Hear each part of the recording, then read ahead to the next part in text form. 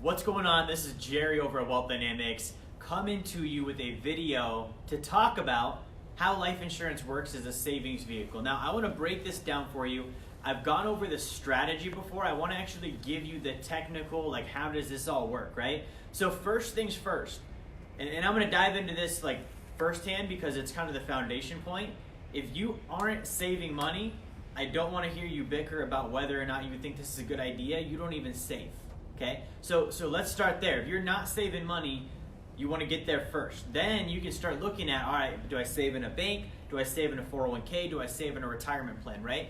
Now, life insurance, I'm going to show you how to structure it. I'm going to show you how it works. I'm going to break that down for you today.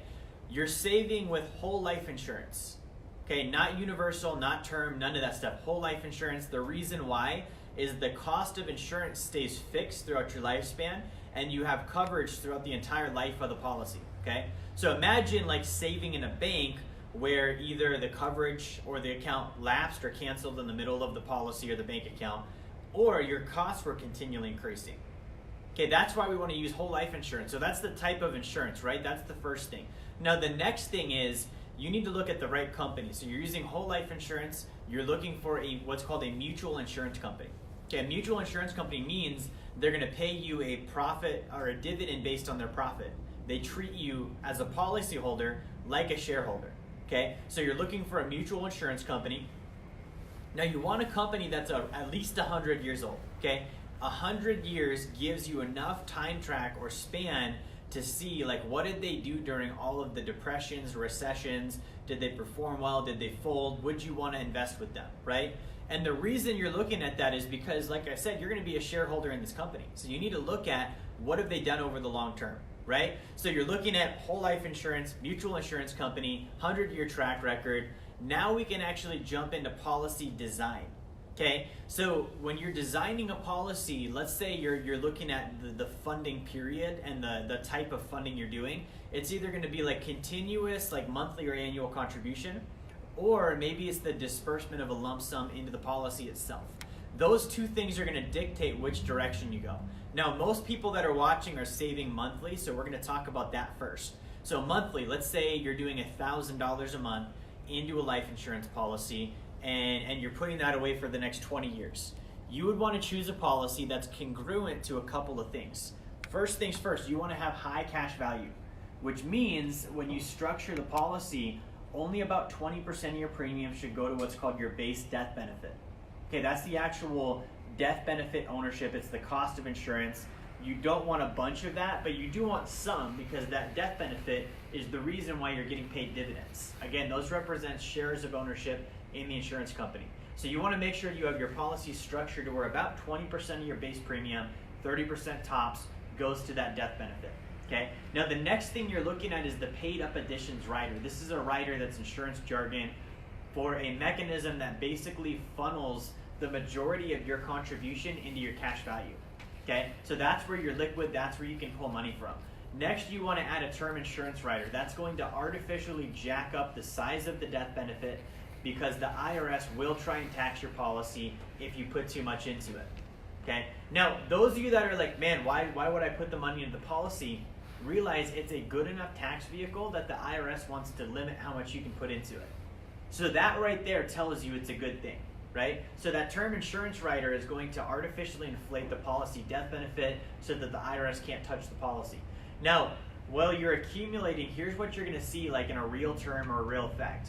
If you're putting $1,000 a month into your policy, the way we've structured it, you should have $700 per month available immediately from day one.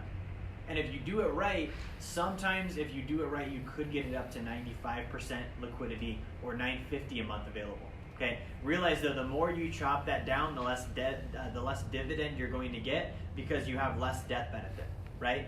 So there's some tension there you want to be able to put together. I work with you to help you do that. Okay. Now you're saving. We've got that part structured. What about borrowing now? That's right. I said borrowing. What about borrowing? You have this policy.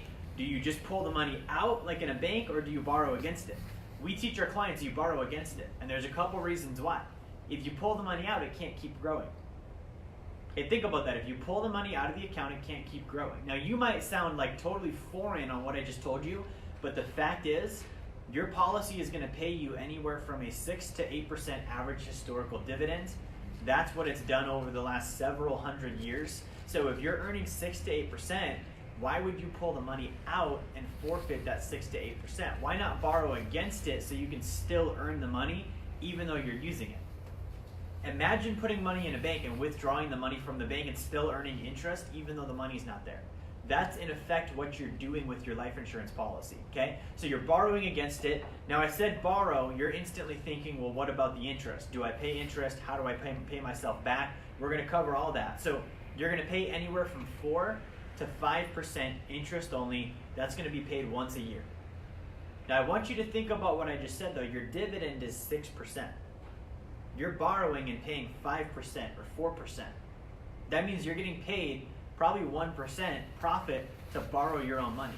Not to mention if you pay the loan off early, that's going to reduce your interest and you're actually going to get paid 2 to 3% to borrow your own money.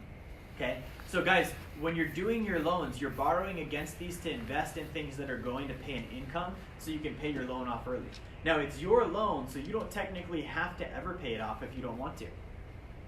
You could just borrow against it, never pay it back if that's what you wanted to do, and just maintain the interest, which could be covered by your dividend, and you can get away scot-free without having to pay the policy back.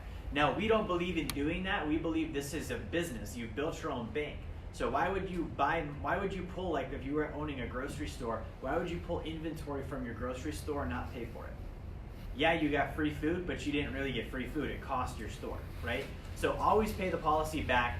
I'm going to go ahead and have Nano drop an article down in the comments. I know I've gone over a lot of data, but guys, this really is how you design a life insurance policy to correctly save money in it. This is information that most agents and most agencies don't want to share because it's the secret sauce in the industry. I want to give it to you for free because A, I want to help you do this with yours. B, I know you can't do it by yourself because you don't have a license. And C, I believe in you being educated to be able to understand what you're doing with your money.